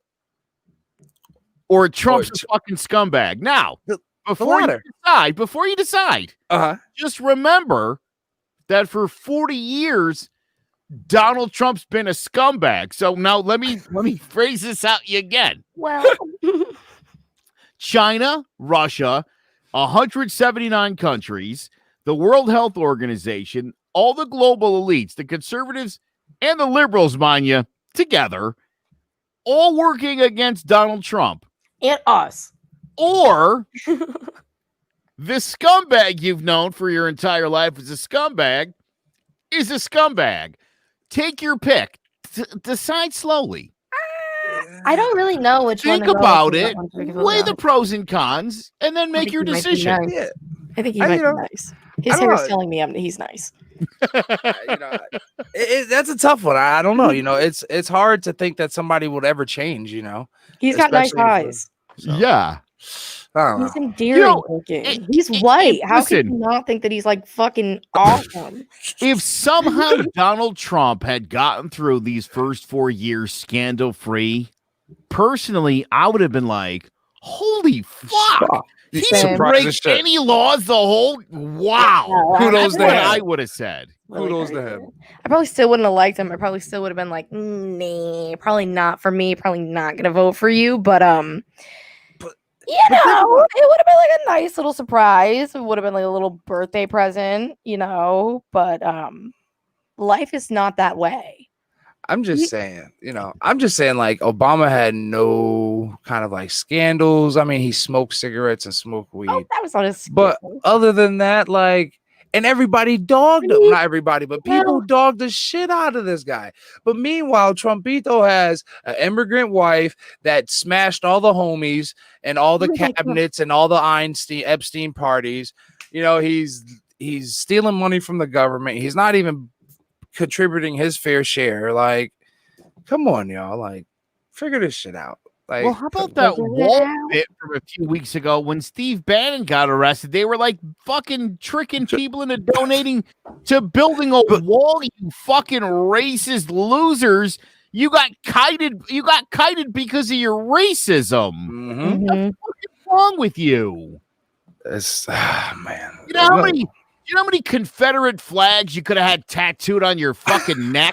A lot. And instead, you sent that money to Steve Bannon. Exactly. Fat, disgusting monster. Think of all the guns y'all could have bought. All the more guns y'all could have bought, all the ammo, but y'all sent it to Bannon. You stupids. Stupid. You could have bought like 6 Black Lives Matter flags. You could have gotten like 10 Confederate flag tattoos. You could have like totally like donated. Good times. Yeah, good times. Literally everything. Well, what are you gonna do? Well, fuck it. They're not financially savvy, I guess, or they're just dumb. Well, I guess that brings us into what's in rotation this week. And I guess since we're on the subject of money, I figured All About the Benjamins by Puff Daddy and the Family from No Way Out 1997. What I love about this, and I'll say this, so like anybody that is familiar with Diddy's the remix king. So like I remember this was back, Victoria, you might not like remember these days because these days are you had like the iPods and shit when you were coming up, but like so back in me and Joe's day, we had to go to what I remember was Strawberries. So Strawberries was a nice record store that I would go to every Tuesday because this is when like music came out on Tuesdays and not Fridays. And like before the album came out, you had to get the CD single, right? Or the cassette single. So Diddy had like 5. So like on the singles, when you would get the single, it would be the regular version, the CD version, or like the edited version, or what they call the radio mix. And then like 3 or 4 different remixes, right?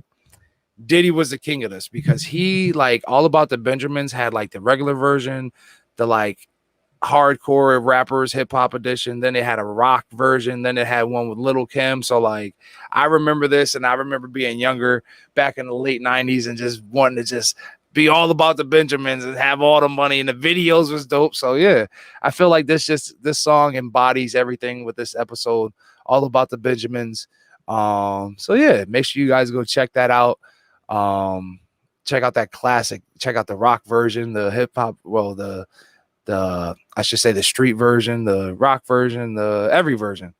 I miss those days too, by the way, being able to get a CD single and like having all those different versions and then actually go get the album instead of just looking on iTunes at Fridays at 12:01. Good old nostalgia days. I used to buy cuss singles.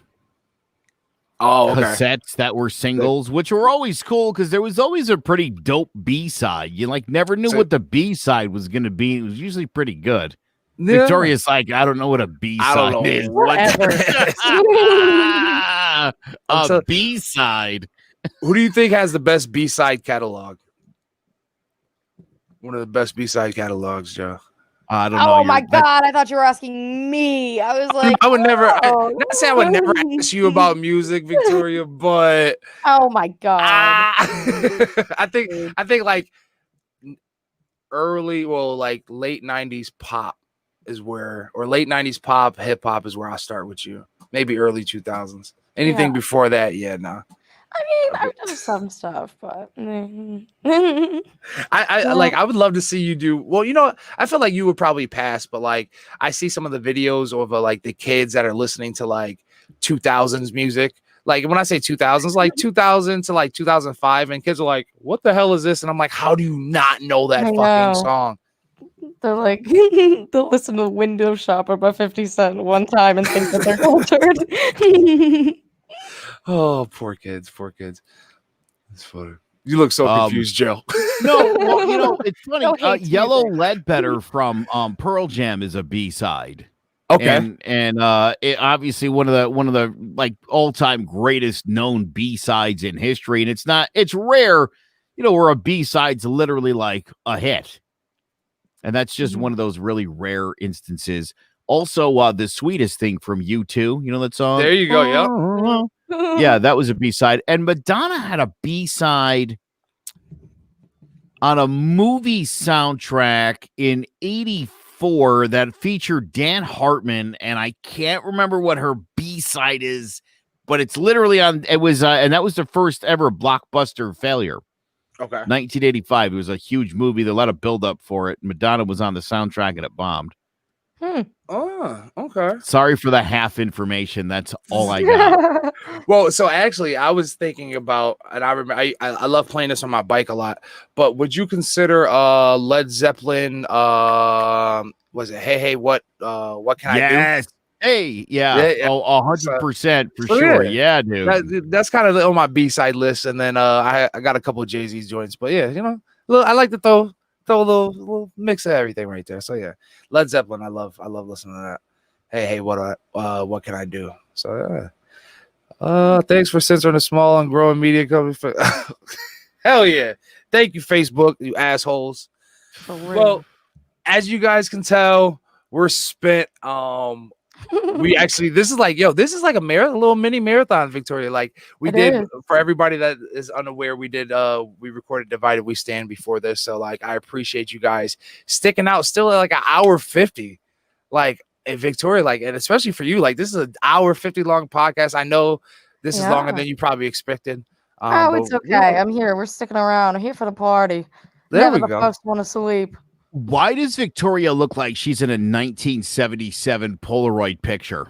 Exactly, like the hazy top, like dude, right? Those weird curtains, the pile of magazines or whatever is to her immediate I got my right. feet up. I look like an insane person. Oh yeah, and she's wearing a 70s sock.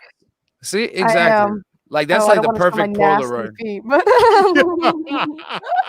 we let it loose here on I'll Piss You Off Shortly. Shake it like a Polaroid picture, baby. Oh yeah. Hey, it's been great, you guys. I appreciate all you followers. Once again, check Victoria out on A Divided We Stand Sunday/Mondays, typically Sundays 3 p.m. Check them out on Facebook, Clovercrest Media as well. While you're on there, check out I'll Piss You Off Shortly, as well as I'll piss you off shortly.com. Go ahead, grab you guys some merch. Because if you guys like this content that we've been putting out, I guess apparently you guys have been digging it. We'll keep it going, right? This has been great. I think this has been another great episode. Hopefully I've pissed you off. If I haven't, oh well. If I have, next time. Yeah, maybe next time. But yeah, if I have, definitely let me know in the comments. Everybody share this video, share another video, share any statuses, follow I'll Piss You Off Shortly on Facebook, all that good shit, Instagram, YouTube, like, no thumbs down, all that continue plug shit. I think I'm not missing anything. Other than that, I'm Rob Dunlap. That's Joe Aguirre, Victoria Lang. I'll Piss You Off Shortly. Good night. One day. I will get it right one day. Hey, remember how many times you used to do the messages for your voicemail? It goes something like this. What's going on, everyone? Thanks for locking into another episode of I'll Piss You Off Shortly. This is the podcast where we debate everyday issues, pushing your thought process beyond what's normal. The topics discussed here are meant to be intense, promote growth, and at times may have you feeling a little bit uncomfortable. Me too, a little bit. We may not always agree, and we will more than likely have varied opinions. But with that being said, I can't promise to be your favorite podcaster. Neither do I want to. But I can promise to be transparent, fair, and open-minded. So please, if you think you've got the stamina, passion to debate, analyze, and challenge the normal, please take a number. I promise you, I'll piss you off shortly. Hey, mama, I got a podcast. Hey, I got a podcast.